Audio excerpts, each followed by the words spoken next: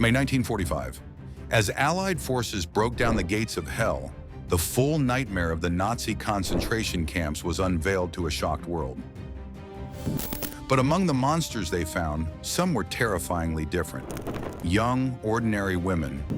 What turns a 21-year-old factory worker into a sadistic predator in the heart of Auschwitz? What unspeakable acts earned a woman once described as a pretty polite girl the nickname, the Hyena of Auschwitz? Was it a twisted belief in ideology, or was it something far darker? And what about the whispers of a commandant's wife who collected trophies from the prisoners she had tormented?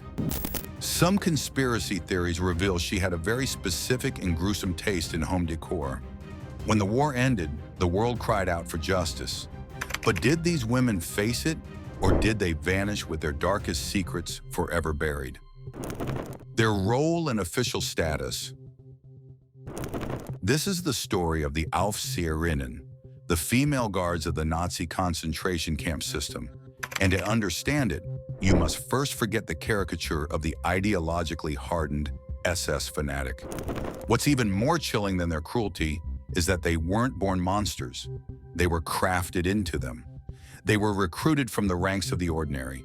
They used to be hairdressers, streetcar conductors, factory workers, and nurses. They were in many ways the girl next door. And in the twisted ecosystem of the camps, that girl next door learned to become one of history's most sadistic tormentors. The world was left reeling, struggling to comprehend the monstrosity of figures like Irma Gracie. Barely 22 years old when she was captured, she stood trial for her actions at both Auschwitz and Bergen-Belsen. Survivors described a figure of pure sadism, a young woman who would stroll through the camp with a heavy whip, often accompanied by a half-starved dog she would set on prisoners for her own amusement. She was directly involved in the selections, the horrific process of choosing who would live and who would be sent to the gas chambers. She reportedly wielded this power with a casual cruelty that shocked even seasoned male SS officers. And then there were the legends that haunted the post-war world. It's not confirmed, but all evidence points towards Ilse Koch, the wife of the Buchenwald commandant, known as the Witch of Buchenwald. Some conspiracy theories reveal that Koch had a grotesque fascination with the tattoos on prisoners' skin. The internet went crazy saying that she would personally select inmates with interesting designs, have them killed, and then have their skin tanned and crafted into household objects, including lampshades, book covers, and gloves.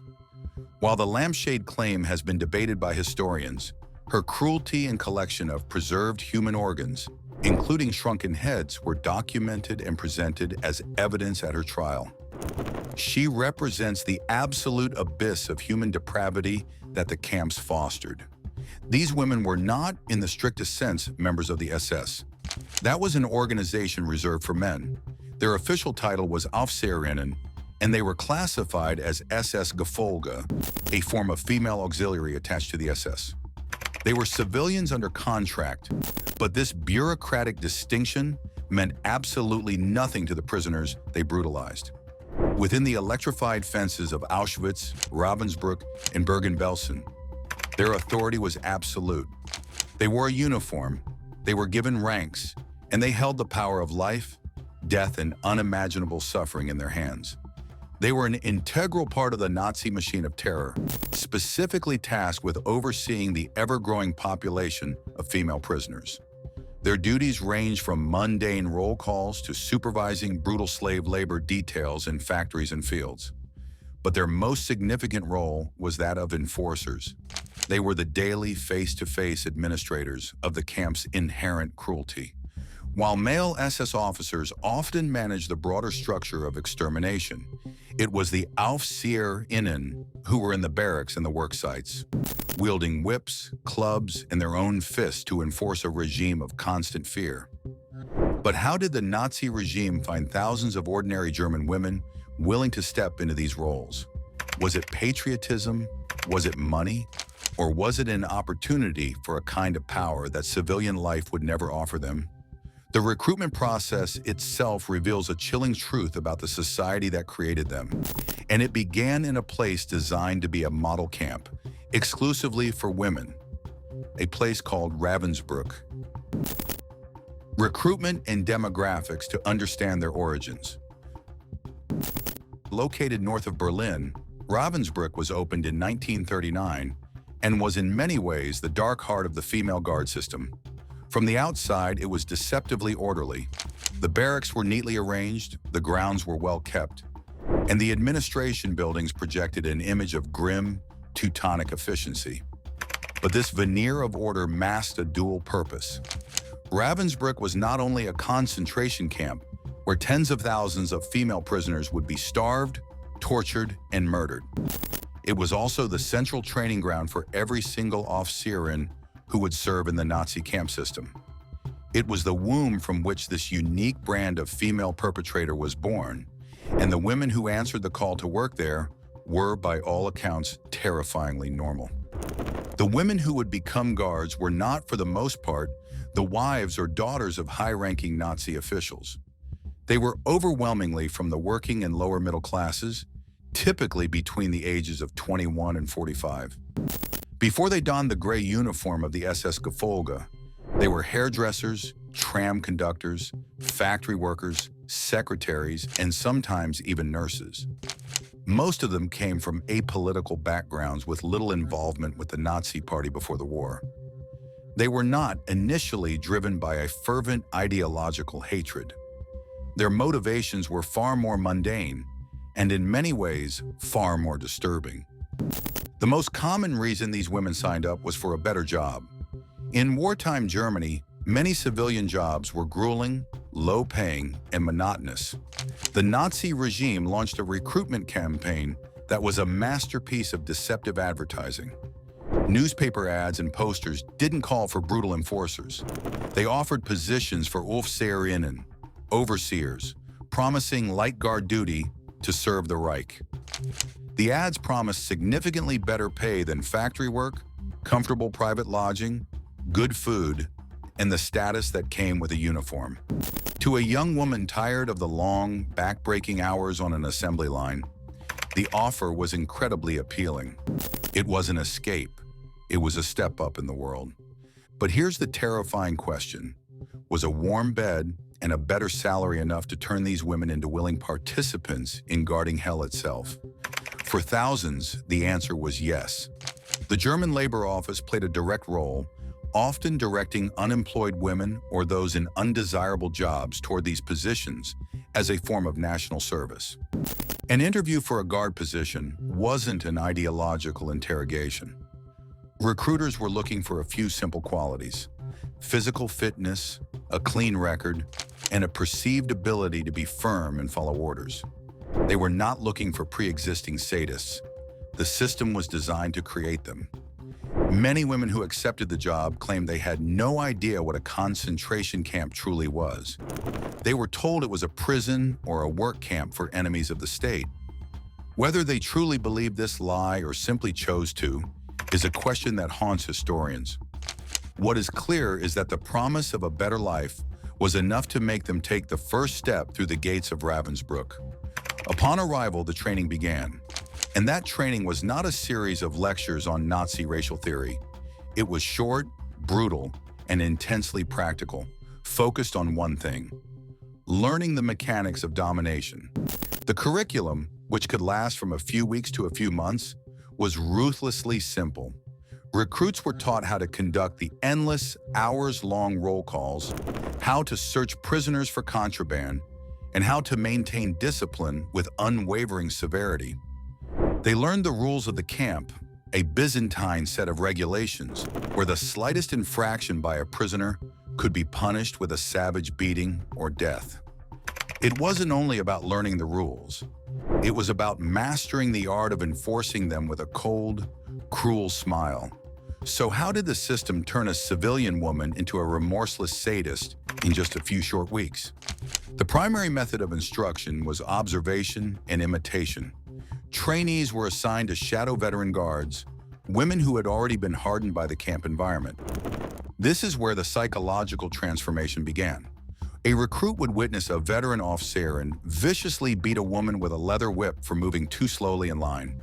She would hear the constant screaming, the verbal abuse, the dehumanizing language used to refer to the prisoners as subhuman filth. At first, it may have been shocking, but day after day, this became the norm. This was the job.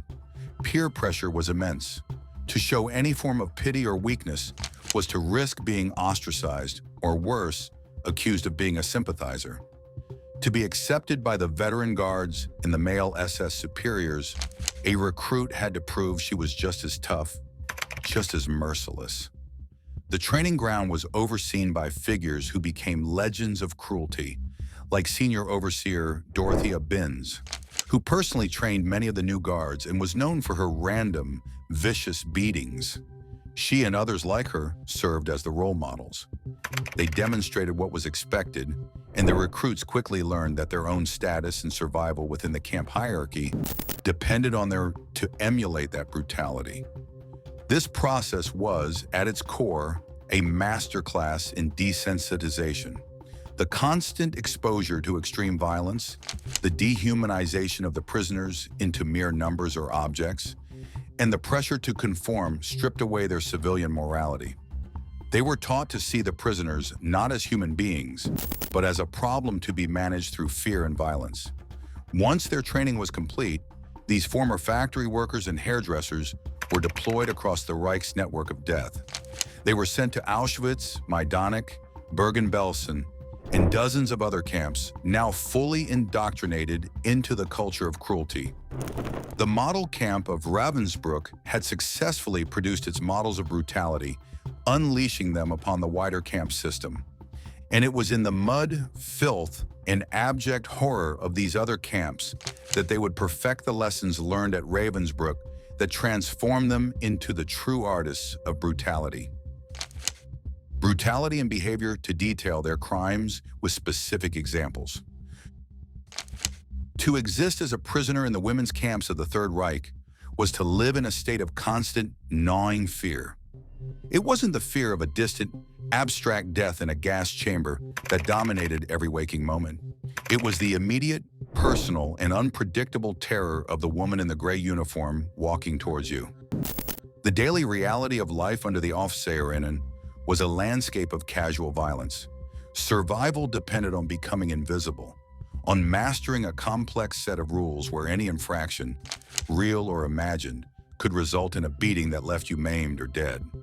A prisoner could be whipped for having a button undone, for not standing perfectly still during the hours-long roll calls, or for simply being too slow from exhaustion. The tools of this daily enforcement were crude and effective. Heavy leather whips, thick wooden clubs, and steel-capped jack boots. The guards' fists and feet were weapons used without hesitation.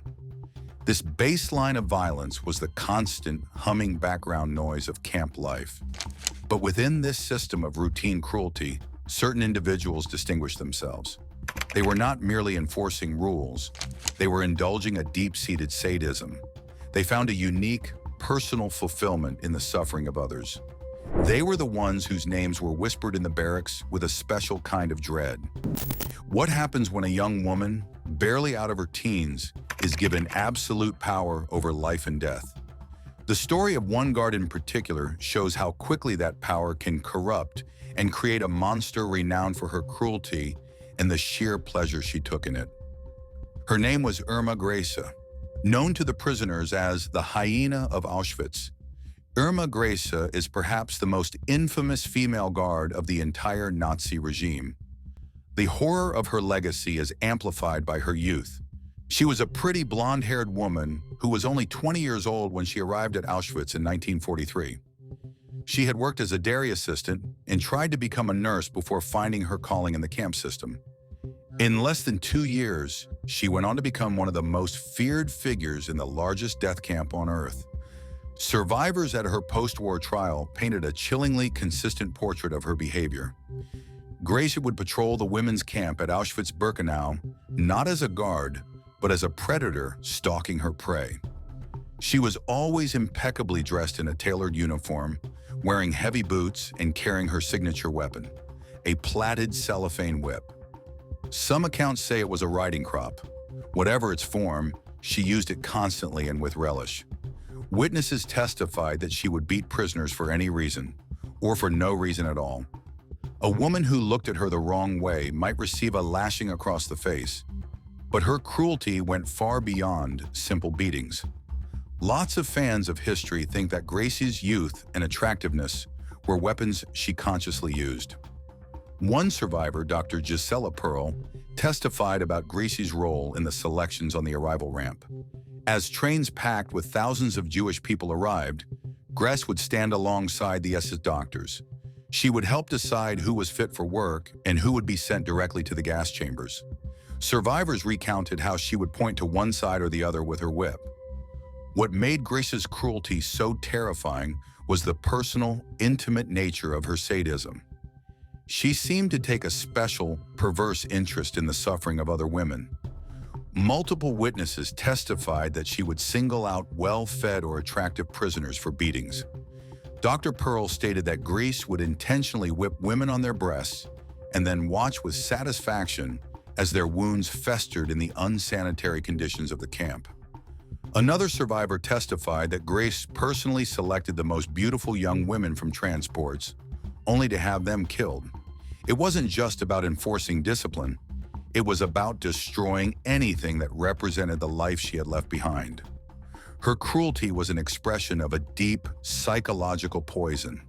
When Auschwitz was evacuated in early 1945, Grace was transferred to Ravensbrück and then to Bergen-Belsen. Her reign of terror continued unabated.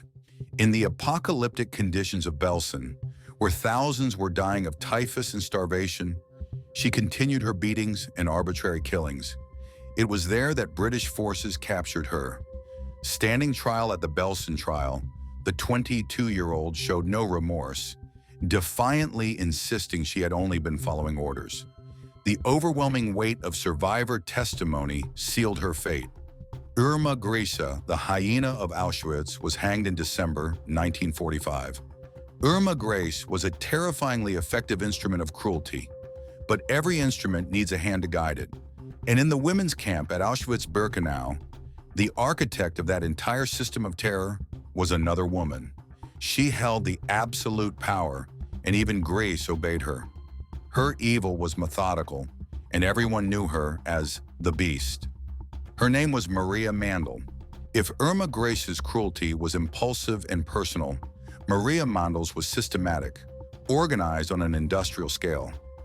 Mandl was an Austrian who had joined the camp staff at Lichtenberg in 1938 and rose through the ranks at Ravensbrück before being given the ultimate position of power.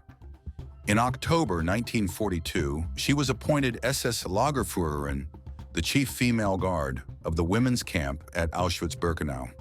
This put her in direct command of all female SS guards and gave her absolute dominion over the hundreds of thousands of female prisoners who would pass through the camp's gates. Mandl was obsessed with order and efficiency. She ruled the women's camp with an iron fist, demanding a level of discipline that was impossible for starving, sick, and terrified prisoners to maintain. The slightest speck of dirt in a barrack or a misplaced item could trigger a collective punishment of unimaginable severity. She was known for her selections, not just at the arrival ramp, but within the camp itself. She would conduct inspections of the barracks and, with a simple gesture, condemn women she deemed too sick or weak to work to the gas chambers. Survivors testified that she seemed to take a grim pleasure in this power, often smiling as she made her deadly choices. Under her command, the daily roll calls became infamous instruments of torture. Prisoners were forced to stand at attention for hours, in freezing snow or blistering heat, often after a night with no sleep and a day of backbreaking labor. Anyone who collapsed from exhaustion was often beaten to death on the spot, either by Mandl herself or by one of the guards she directed. It was a system designed to grind the prisoners down and destroy them physically and spiritually before they were even sent to be murdered. It's estimated that during her time as the head of the women's camp, Maria Mandl was directly responsible for sending approximately 500,000 women and children to their deaths in the gas chambers of Auschwitz-Birkenau. The most grotesque and surreal creation of Maria Mandel's reign was the Women's Orchestra of Auschwitz. Mandel was reportedly a lover of classical music. She established a prisoner orchestra comprised of talented female musicians and provided them with instruments and relatively better living conditions. But this was not an act of kindness. It was a tool of profound psychological torture. The orchestra was forced to play beautiful waltzes and marches at the camp gates every morning and evening, as the slave labor details marched out and stumbled back in.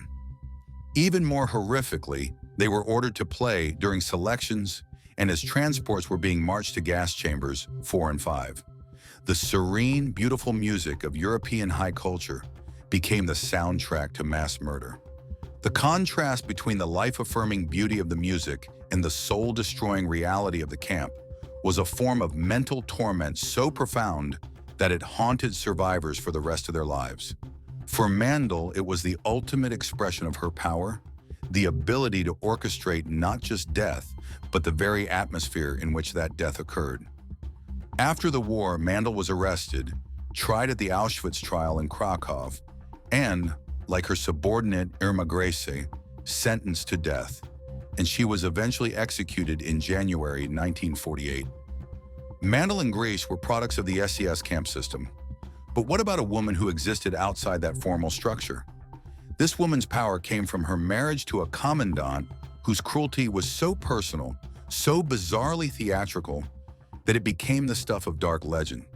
Her name was Ilse Koch. Known as the Witch of Buchenwald, Ilse Koch represents a different, and in some ways, more unsettling, type of perpetrator. She was not an Aufseherin, but the wife of the camp commandant, Karl Otto Koch. She lived in a fine villa on the edge of the Buchenwald concentration camp, enjoying a life of luxury funded by the stolen property and slave labor of the prisoners just beyond her garden fence. Her power was informal but absolute. Any guard or officer would carry out her whims without question. Koch was infamous for her horseback rides through the camp. She would ride among the prisoners, often carrying a whip, which she would use on anyone who dared to glance at her. Her presence was a spectacle of power and contempt. When American forces liberated Buchenwald, they found and photographed preserved human organs and 2 shrunken heads that had been used as macabre decorations in the Koch villa. At her trial, these items were presented as evidence of her deep-seated depravity. Her case was complex. She was tried and sentenced by American authorities, released, and then rearrested and tried by German authorities. She eventually died by suicide in a German prison in 1967. These women, Gracie, the vicious enforcer, Mandel, the systematic administrator, and Koch, the sadistic connoisseur, represent the spectrum of brutality that flourished among the Aufseherinnen. They were not anomalies, they were the system's most successful products. Psychological and social context to analyze the environment that fostered such cruelty. But now that we have seen the shocking depths of what these women were capable of, we are left with the most difficult question of all. Why? What was it about the environment of the camps that could take an ordinary woman and, in a matter of months, transform her into a willing participant in some of the worst atrocities in human history? The easy answer is that they were all born evil. They were a unique collection of monsters who found their calling in the SS. The truth is that the camps did not simply attract monsters, they manufactured them. The system was a factory, and its product was cruelty. To get the full picture, we must dissect the psychological machinery of that factory. The transformation from a civilian into a perpetrator began with a single intoxicating ingredient: power. Imagine being a 22-year-old woman in the 1940s Germany. In civilian life, your world is one of strict limitations. You are a factory hand, a shop girl, a domestic servant. Your life is governed by bosses, by societal expectations, by rationing, by the constant anxieties of a nation at war. You are, in essence, powerless. Then you answer an advertisement. You are given a uniform, a salary, and a post. Suddenly, you are no longer at the bottom of the hierarchy. You are placed in a world where you have absolute, unchecked authority over hundreds, even thousands of other human beings. You can dictate who eats, who works, who suffers, and who lives or dies, often with no more than a word or a gesture. This sudden acquisition of power is a profoundly corrosive psychological force. For many of the Aufseherinnen, the uniform was beyond clothing. It was a new identity. It was a shedding of their old, insignificant self and the adoption of a persona that commanded fear and respect. The steel-capped boots, the whip, the pistol on their hip were symbols of a newfound, godlike status. This intoxication with power was the first and most crucial step in their moral decay. It created a chasm between who they were and who they were becoming, and it was across this chasm that they began to leave their humanity behind. But wielding power over another human being requires a mental trick. To inflict suffering, you must first convince yourself that your victim is not like you. So how did the Nazi system provide its guards with the psychological permission slip to commit atrocities? The answer lies in a systematic and relentless process of dehumanization. This was the bedrock of the entire concentration camp system. Nazi ideology had already laid the groundwork, saturating German society with propaganda that depicted Jews, Roma, Slavs, and political opponents not as people, but as vermin, as a disease, as Untermenschen, subhumans. This ideological poison was the theoretical framework that was put into brutal practical application at the camps. From the moment a prisoner arrived, every single procedure was designed to strip them of their identity. Their clothes were taken, their heads were shaved, and their personal possessions were confiscated. Their names were erased, replaced by a number tattooed onto their arm. They were no longer a mother, a doctor, a musician from Warsaw or Prague. They were simply a number, an object to be managed. The guards were forbidden from engaging in any form of normal human interaction with the prisoners. The prisoners were referred to as filth, creatures, or simply it. This constant, institutionalized degradation served a dual purpose. It shattered the prisoner's will to resist, but just as importantly, it created a profound psychological distance for the perpetrators. It is difficult to whip a woman who reminds you of your sister. It is far easier to whip a creature that you have been told is a parasite or a biological threat to your nation. By systematically erasing the humanity of their victims, the guards were able to short-circuit the normal human capacity for empathy. The prisoners became an abstract other, a faceless mass upon which any form of violence could be inflicted without the nagging interference of conscience. This process was so effective that it allowed the guards to live in a state of profound moral disconnect. The ultimate proof of this psychological split was the daily life of the guards themselves. Just a few hundred meters from the barracks where prisoners were starving and the crematoria were burning, the female guards lived in a world of surreal normalcy.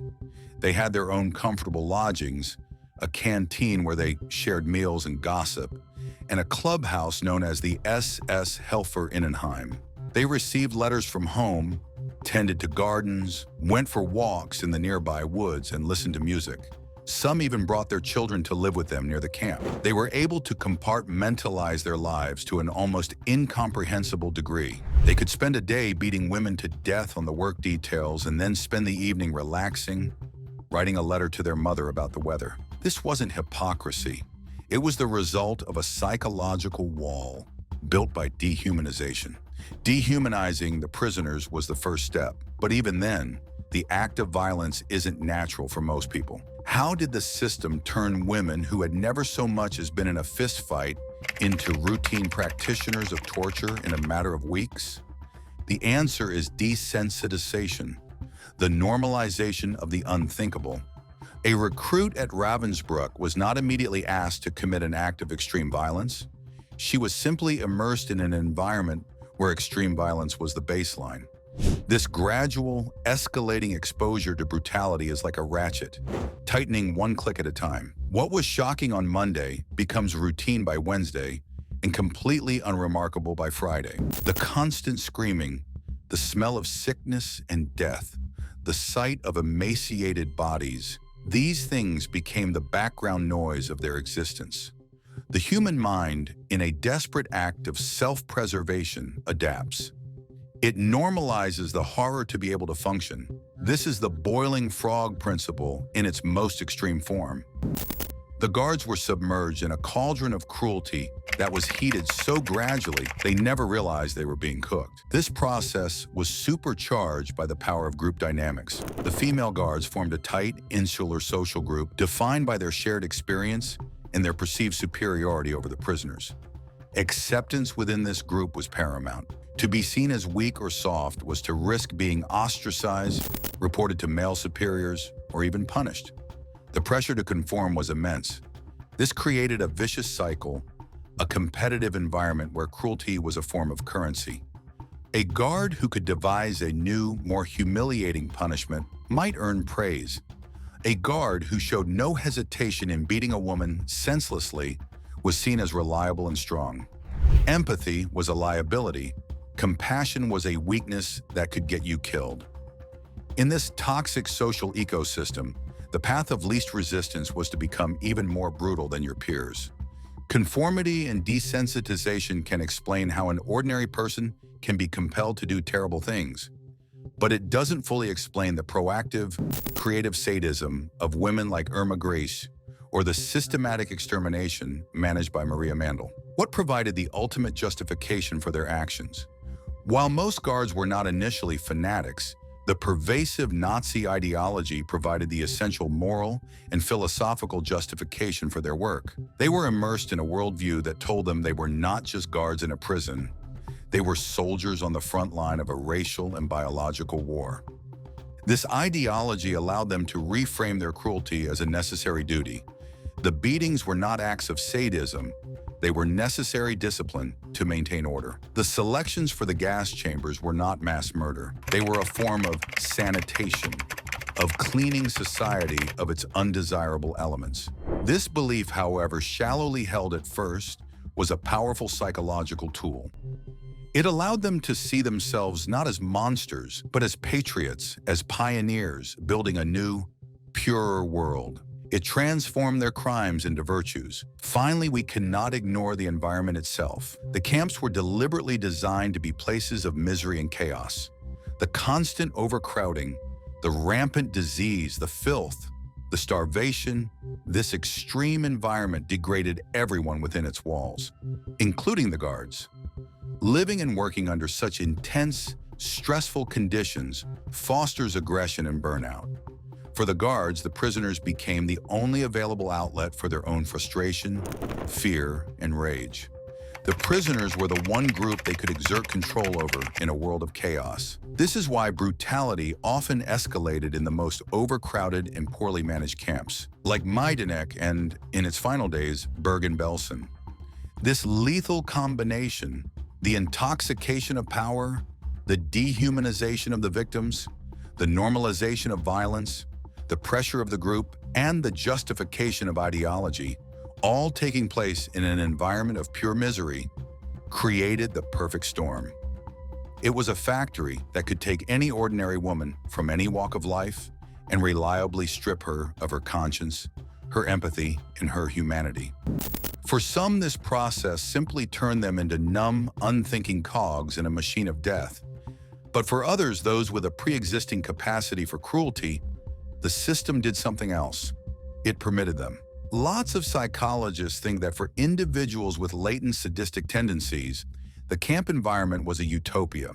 It was a world with no rules, no consequences, a place where their darkest impulses could be explored and celebrated. For women like Irma Grace, the camp was a playground. But when the Third Reich collapsed and the gates of the camps were thrown open, this carefully constructed world of depravity came crashing down, and the question of what to do with these women would fall to the victorious allies. Post-war accountability to cover the trials and consequences.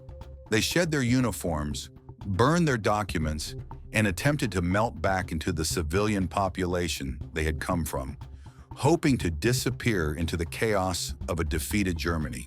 They tried to become hairdressers, factory workers, and housewives once again. But they had made one fatal miscalculation. While they could destroy the paper trail, they could not erase the memories of their victims. Their faces, their names, and their crimes were seared into the minds of the survivors who had, against all odds, lived to tell the tale. The world demanded justice. But what does justice look like for crimes that defy human language? The first and most famous answer to that question came in the autumn of 1945 in a courtroom in Lüneburg, Germany. This was the Belsen trial, convened by the British military to prosecute the staff of the Bergen-Belsen and Auschwitz concentration camps. In the dock sat the infamous camp commandant Josef Kramer, the Beast of Belsen, alongside 44 of his staff. But what captivated the world's press were the women. Seated among the men were Irma Gress, Elisabeth Falkenrath, and Juana Bormann, among others. The stark contrast between their civilian appearance, some of them young, attractive women, and the monstrous allegations against them created a media sensation. The evidence presented was not based on documents which had largely been destroyed. It was built on the unflinching, harrowing testimony of the survivors themselves. One by one, men and women took the stand and delivered a litany of horrors. They spoke of Irma Gress's plaited cellophane whip, of her half-starved dog set upon helpless prisoners, of her gleeful participation in the selections at Auschwitz that sent hundreds of thousands to their deaths. They described Elisabeth Falkenrath, a senior guard, who would beat prisoners into unconsciousness during the endless roll calls. When it was their turn to speak, the guards' defense was chillingly uniform and predictable. They were only following orders. Irma Gress, defiant to the end, showed no remorse. She and the others portrayed themselves as mere cogs in a machine, simple disciplinarians who had done what was required of them. But the tribunal was not swayed. The sheer weight and consistency of the survivor testimonies were overwhelming. In November 1945, the verdict was delivered. 11 of the defendants were sentenced to death by hanging, including Irma Gress, Elisabeth Falkenrath, and Juana Bormann. In December, they were executed. For the world, it was a profound moment. Justice, it seemed, was being served. But the Belsen trial was a spotlight in a vast darkness. The shocking truth is that the handful of women in that dock represented an almost insignificant fraction of the perpetrators. Of the estimated 3,500 women who served as Aufseherinnen across the Nazi camp system, only a tiny number, fewer than 80 in total, were ever formally brought to trial for war crimes. The vast majority of women who had participated in beatings, torture, and murder simply got away with it. In the chaos of post-war Europe, with records destroyed and a continent of displaced people, it was terrifyingly easy to disappear. A woman who had been a guard in a minor sub-camp simply had to change her name, move to a new town, and reinvent herself. Thousands of monsters went back to being ordinary. While many vanished into the shadows, another trial was unfolding in Poland, where the heart of these horrors had been born. In 1947, the Auschwitz trial began in Krakow, Poland. This was a trial held by the Polish authorities, and in the dock sat the highest-ranking staff of the Auschwitz-Birkenau death camp, who had been captured. Among them was the architect of the women's camp's reign of terror, Maria Mandl, the Beast.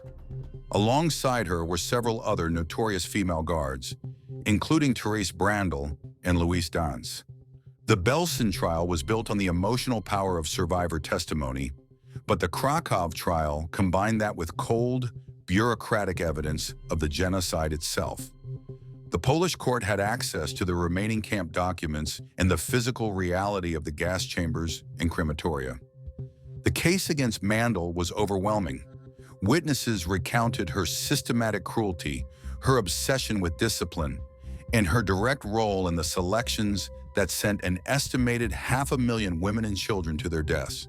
They spoke of her grotesque creation, the Women's Orchestra, which provided the soundtrack for mass murder. Faced with this mountain of evidence, Mandl's defense was hopeless. In December 1947, She and 4 other female guards were found guilty of crimes against humanity and sentenced to death. She was hanged in a Krakow prison in January 1948. For the Polish people and for the Auschwitz survivors, it was a moment of profound, if incomplete, closure. The woman who had ruled their corner of hell had paid the ultimate price, but after these initial high-profile trials, the appetite for widespread prosecution began to wane. The world was changing. The Cold War between the United States and the Soviet Union began to dominate the political landscape. The focus shifted from punishing the sins of the past to confronting the threats of the future. The extensive, resource-intensive process of denazification was scaled back. As a result, many lower-ranking guards who were identified later received shockingly light prison sentences, and many more were never charged at all. Ilse Koch's case was a perfect example of this legal and political confusion.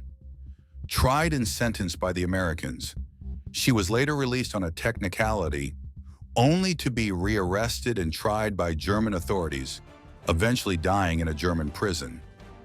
For the survivors, the concept of justice remained a fractured and elusive thing. While a few of the most infamous sadists were executed, thousands of their anonymous daily tormentors simply faded back into German and Austrian society, living out their lives in peace. The legacy of accountability is therefore a dual one.